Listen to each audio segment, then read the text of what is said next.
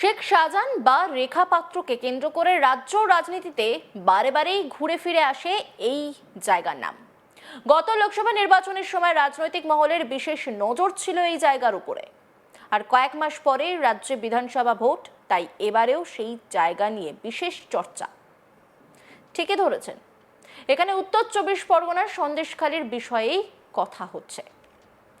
এবার ফের একবার শিরোনামে সন্দেশখালী। পুলিশের গাড়িতে হামলা চালানোর অভিযোগে গ্রেপ্তার তৃণমূল কর্মী। জানা গিয়েছে ন্যাজের থানার অন্তর্গত বয়ারমারি এলাকায় জমি সংক্রান্ত বিষয়কে কেন্দ্র করে অশান্তি সৃষ্টি হয়। সেই অশান্তির পর ঘটনাস্থলে পৌঁছয় রাজবাড়ী আউটপোস্টের পুলিশ। অভিযোগ, তখন পুলিশকে মারধর করে ও পুলিশের গাড়ি ভাঙচুর করে এলাকার বেশ কিছু তৃণমূল কর্মীরা। এই ঘটনার পর অতিরিক্ত পুলিশ বাহিনী ওই এলাকায় পৌঁছে 8 জন তৃণমূল কর্মীকে গ্রেপ্তার করে। ঘটনাকে কেন্দ্র করে ব্যাপক উত্তেজনা ছড়ায় এলাকায়। নাসিমা খাতুন তিনি কি বলছেন শুনবো। ওই কালকে রাত্রিবেলা ধরে নিয়ে এসছে বাবাদের এখানে, বিনা অন্যায়তে ধরে নিয়ে এসছে। আমাদের বাবাদের কোনো দোষ নেই, যারা ভাঙচুর করেছে তারা তাদের ধরে নিয়ে আসতে পারেনি। বয়ারমারি চুচড়ো মোড়ে হচ্ছে পুলিশদের নাকি মারধর করেছে, গাড়ি ভেঙেছে নাকি, তার জন্য গেছে।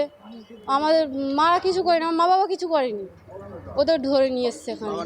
নাজির মোল্লা। মাকে ধরে নিয়ে আসতে পারলো না, মা ভাই ছোট বোন ছিল, ওরা চলে গিয়েছে অন্য জায়গায়। বাবাকে শুধু ধরে নিয়ে এসছে। ধৃতের পরিবারের সদস্যা তিনি কি বলছেন শুনবো।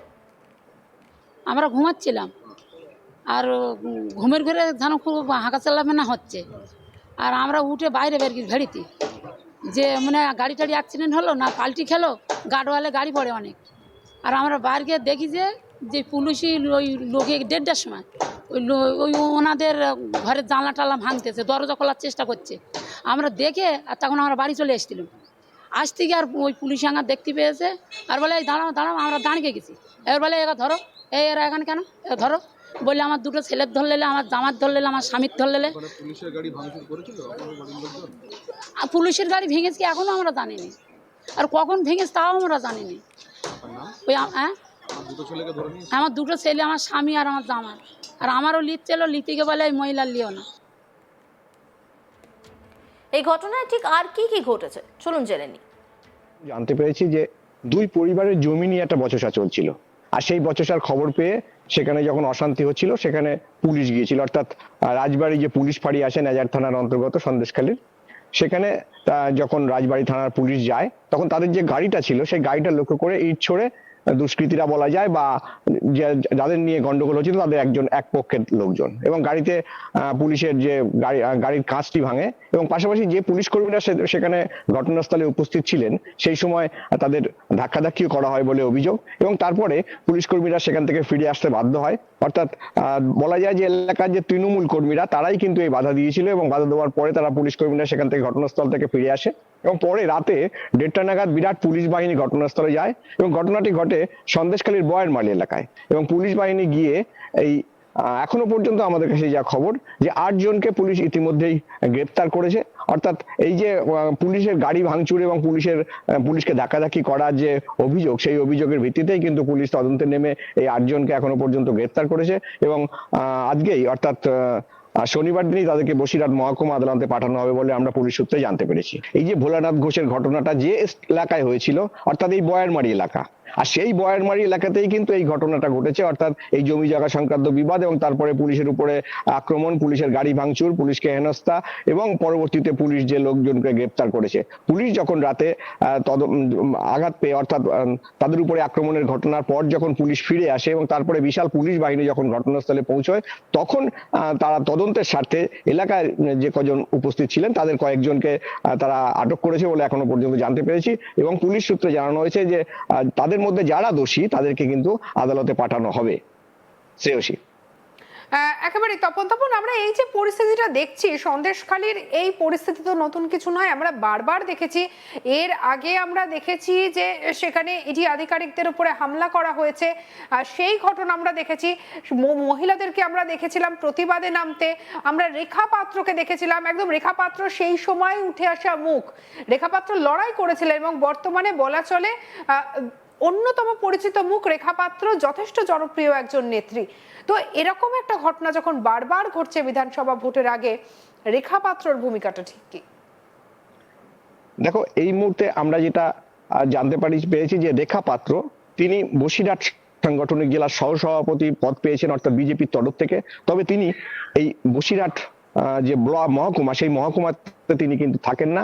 তিনি এখন থাকেন কলকাতার কোনো এক জায়গায়, এবং কোনো ঘটনা ঘটলে তার পরবর্তীকালে তাকে দেখা যায় এবং তিনি আদালতে, বসিরহাট মহকুমা আদালতে আসেন। তার যে সমস্ত কেসগুলো ছিল পুরনো, সেই কেসের মামলা যে দিন থাকে সেই দিনে আসেন। এছাড়া বসিরহাটে যখন সাংগঠনিক তরফ থেকে তাকে ডাকা হয় বা সাংগঠনিক যখন মিটিং মিছিল করা হয় তখন কিন্তু তাকে দেখা যায়। এছাড়া কিন্তু তিনি সন্দেশখালী, যেখান থেকে তিনি উঠে এলেন, অর্থাৎ তার যে বাড়ি সন্দেশখালীর পাত্রপাড়ায়, সেই বাড়িতে তিনি কিন্তু থাকেন না বলে আমরা জানতে পেরেছি। পুলিশের গাড়িতে হামলা চালানোর অভিযোগে গ্রেপ্তার তৃণমূল কর্মী। জানা গেছে ন্যাজেট থানার অন্তর্গত বয়ারমারি এলাকায় জমি সংক্রান্ত বিষয়কে কেন্দ্র করে অশান্তির সৃষ্টি হয়। সেই অশান্তির পর ঘটনাস্থলে পৌঁছয় রাজবাড়ী আউটপোস্টের পুলিশ। অভিযোগ, 3 পুলিশকে মারধর করে এবং পুলিশের গাড়ি ভাঙচুর করে এলাকার বেশ কিছু তৃণমূল কর্মীরাই। এই ঘটনার পর অতিরিক্ত পুলিশ বাহিনী ওই এলাকায় পৌঁছে 8 জন তৃণমূল কর্মীকে গ্রেপ্তার করে। ঘটনাকে কেন্দ্র করে ব্যাপক উত্তেজনা ছড়ায় এলাকায়। ধৃতের পরিবারের সদস্যরা কি বলছেন শুনবো। ওই কালকে রাত্রিবেলা ধরে নিয়ে এসছে বাবাদের এখানে, বিনা অন্যায়তে ধরে নিয়ে এসছে। আমাদের বাবাদের কোনো দোষ নেই, যারা ভাঙচুর করেছে তারা তাদের ধরে নিয়ে আসতে পারেনি। বয়ারমারি চুচড়ো মোড়ে হচ্ছে পুলিশদের নাকি মারধর করেছে, গাড়ি ভেঙেছে নাকি, তার জন্য গেছে। আমাদের মারা কিছু করেনি, আমার মা বাবা কিছু করেনি, ওদের ধরে নিয়ে এসছে এখানে। নাজির মোল্লা।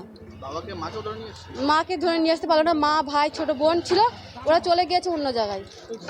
বাবাকে শুধু ধরে নিয়ে এসছে।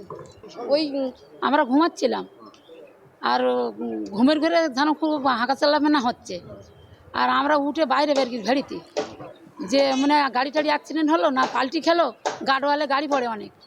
আর আমরা বাইরে গিয়ে দেখি যে পুলিশই ওই লোকে 1:30টার সময় ওই ওনাদের ঘরের জানলা টালা ভাঙতেছে, দরজা খোলার চেষ্টা করছে। আমরা দেখে আর তখন আমরা বাড়ি চলে এসেছিলাম। আজ থেকে আর ওই পুলিশ আঙার দেখতে পেয়েছে, আর বলে এই দাঁড়াও দাঁড়াও, আমরা দাঁড়িয়ে গেছি। এবার বলে এরা ধরো, এরা এখানে কেন, এরা ধরো। বললে আমার 2টো ছেলের ধর লেলে, আমার জামার ধর লেলে, আমার স্বামীর ধর লেলে। পুলিশের গাড়ি ভেঙেছে এখনো আমরা জানিনি, আর কখন ভেঙেছে তাও আমরা জানিনি। ওই আমার 2টো ছেলে, আমার স্বামী আর আমার জামার, আর আমারও লিত ছিল, লিতিকে বলে এই মহিলার লিও না।